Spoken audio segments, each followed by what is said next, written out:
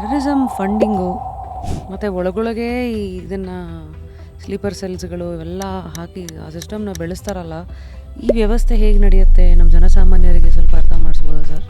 ಖಂಡಿತ. ಈಗ ಈ ಟೆರರಿಸ್ಟ್ಗೆ ವೆಪನ್ ಸಿಸ್ಟಮೇ ಆಗಲಿ, ಆಮ್ನೇಷನ್ನೇ ಆಗಲಿ, ಅವ್ರಿಗೆ ಫಂಡಿಂಗ್ ಎಲ್ಲ ಬಂದ್ಬಿಟ್ಟು ಈ ನಮ್ಮ ಚೈನಾ ಮತ್ತು ಆಫ್ಘಾನಿಸ್ತಾನ್ ಈ ಕಡೆಯಿಂದ ಕೊಡ್ತಾರೆ. Even majority of militants are from ಅಫ್ಘಾನಿಸ್ತಾನವ್ರಿಗೆ ಸಹ ಚೈನಾದವರು ಸಪೋರ್ಟ್ ಮಾಡ್ತಾಯಿದ್ದಾರೆ.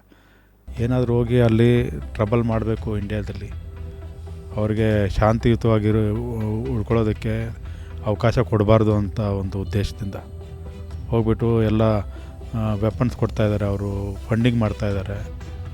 ಪಾಕಿಸ್ತಾನದಲ್ಲೇ ಅಷ್ಟೊಂದು ಅವ್ರಿಗೆ ಆರ್ಥಿಕತೆ ಇಲ್ಲ, ಮಿಲಿಟೆಂಟ್ಸ್ಗೆ ದುಡ್ಡು ಕೊಟ್ಟು ಅವ್ರನ್ನೆಲ್ಲ ಬೆಳೆಸಿ ಟ್ರೈನಿಂಗ್ ಮಾಡಿಸಿ ಅದೆಲ್ಲ ಮಾಡೋದಕ್ಕೆ ಅವರಲ್ಲಿ ಆಸಕ್ತಿ ಇಲ್ಲ.